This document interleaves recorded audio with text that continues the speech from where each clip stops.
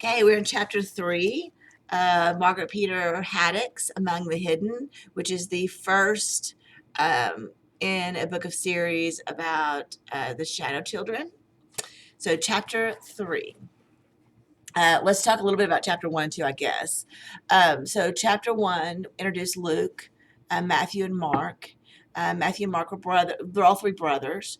Luke has to stay hidden in the house because the government has made a population rule. And so there's population police. And so each family can only have 2 children. This family had 3, and so Luke, the youngest one, has to stay hidden.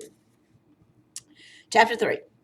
Luke lay on his stomach on the floor and idly ran the toy train back and forth on the track. The train had belonged to Dad when he was a little boy, and his own father before him.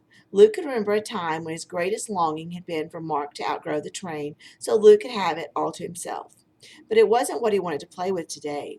There was a beautiful day unfolding outside, with fleecy clouds and blue sky, and a mild breeze rustling the grass in the backyard. He hadn't left the house in a week now, and he could almost hear the outdoors calling to him. But now he wasn't even allowed in the same room as the uncovered window. Are you trying to be discovered? Dad had bellowed at Luke just that morning when he held the shade a few inches back from the kitchen window and peeked out longingly. Luke jumped. He'd been so busy thinking about running barefoot through the grass that he'd half forgotten there was anyone or anything behind him in the house.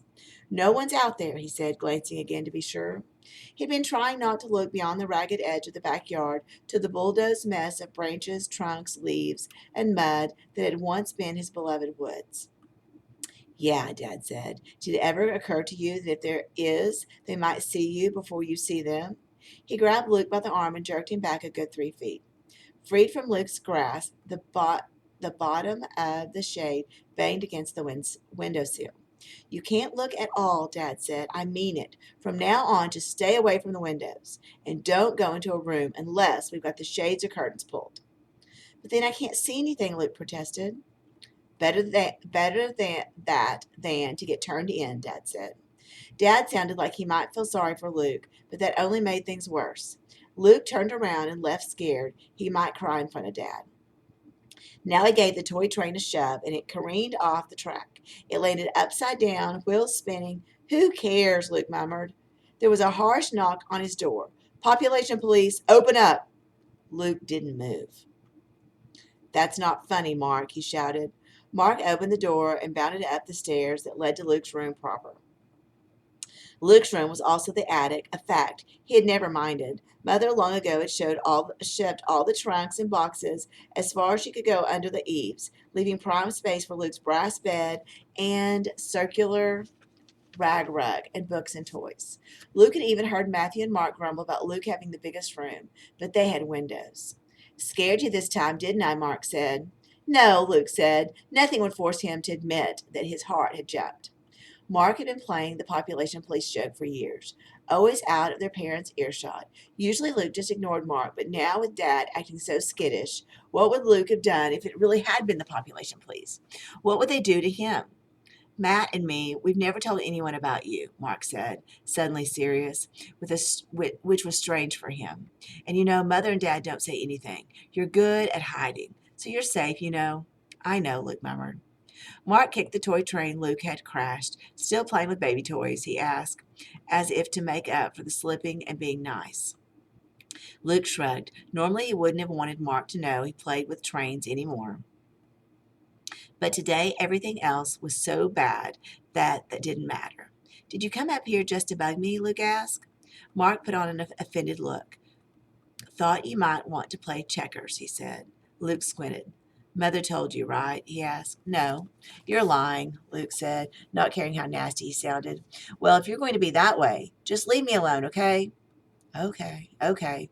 Mark backed down the stairs. Jeez.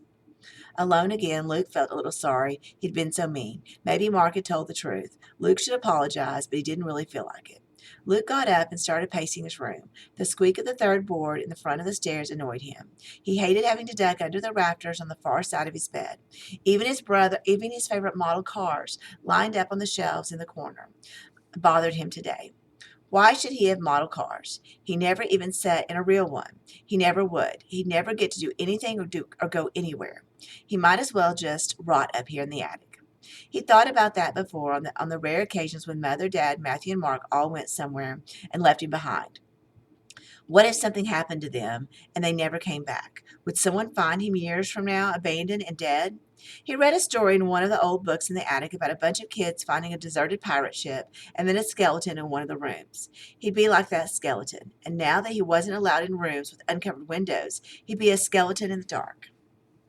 Luke looked up automatically as if to remind himself that nothing lit the rafters but the single bulb over his head, except there was a light at either end of the ceiling, leaking in under the peak of the roof. Luke stood up and went to investigate. Of course, he should have remembered. There were vents at each end of the roof. Dad grumbled occasionally about heating the attic for Luke. It's just like throwing money out those vents. But Mother always fixed him with one of her stairs, and nothing changed. Now Luke climbed on top of one of the largest trunks and looked down through the vent. He could see out. He could see a strip of the road and the cornfield beyond, its leaves waving in the breeze. The vent slanted down and limited his view, but at least he was sure nobody would be able to see him. For a moment, Luke was excited, but that quickly faded. He didn't want to spend the rest of his life watching the corn grow. Without much hope, he stepped down from the trunk and went to the other end of the attic, the portion that faced the backyard. He had to slide boxes around and drag an old steep stool from the opposite end of the attic, but finally his eyes were level with the back vent.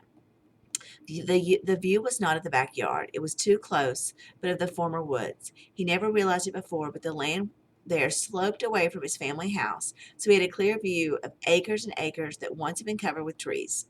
The land was abuzz with activity now. Huge yellow bulldozers shoved brush back from a rough road that had been traced out with gravel. Other vehicles Luke couldn't identify were digging holes for huge concrete pipes. Luke watched in fascination. He knew tractors and combines, of course, and had seen his dad's bush hog and manure spreader and gravity wagons up close in the barn. But these machines were different, designed for different jobs, and they were all operated by different people. Once, when Luke was younger, a tramp had walked up to the house, and Luke had only had time to hide under the sink in the mudroom before the man was in the house begging for food. The door of the cabinet was cracked, so Luke had been able to peek out and see the man's patched trousers and holey shoes. He had heard his whiny voice. I ain't got no job, and I ain't eaten 3 days. Nope, nope, I can't do no farm work for food. What do you think I am? I'm sick. I'm starving. Other than the tramp in pictures and books, and tramp, guys, is a homeless person. Hopefully, you got that from the context clues. Luke had never seen another human being besides his parents, Matthew and Mark. He had never dreamed there was such variety. Many of the people running the bulldozers and shovel contraptions were stripped of their shirts, while others standing nearby even wore ties and coats. Some were fat and some were thin, some were brown by the sun, and some were paler than Luke himself, who would never be tan again. They were all moving, shifting gears and lowering pipe, waving others into position, or at the very least talking at full speed. All the activity made Luke dizzy. The pictures in books always showed people still. Overwhelmed, Luke closed his eyes, then opened them again for the fear of missing something. Luke. Reluctantly, Luke slid down from his step stool perch, scrambled over to recline innocently on his bed. Come in, he called to his mother. She climbed the stairs heavily. You okay? Luke dangled his feet over the side of the bed. Sure, I'm fine. Mother sat at that bed beside him and patted his leg. She swallowed hard. It's not easy, the life you've got to live. I know you'd like to look outside. You'd like to go outside. That's okay, Mother, Luke said. He could have told her all about the vents. He didn't see how anyone could object to him looking out there, but something stopped him. What if they took that away from him, too? What if Mother told Dad and Dad said, No, no, that's so much. That's too much of a risk. I forbid it. Luke wouldn't be able to stand it. He kept silent. Mother ruffled his hair. You're a trooper, she said. I knew you'd hold up all right. Luke leaned against his mother's arm and moved her arm around his shoulders and hugged him tight to her side. He felt a little guilty for keeping a secret, but mostly reassured, loved, and reassured. Then, more to himself than to his mother, added, and things could be worse. Somehow that wasn't comforting. Luke didn't know why, but he had a feeling what she really meant was that things were going to get worse. He snuggled tighter against Mother, hoping that he was wrong. So he's found some vents. He can at least look out. There's lots of commotion. If you remember in chapter 1 and 2, the government took the woods from them that they owned, and they didn't have a choice. So that's why Luke can't go outside anymore. He used to go outside in the woods, and then he had a back door that he would go into the barn. So just kind of a little review. So I will do chapter 4 tomorrow. Enjoy your evening.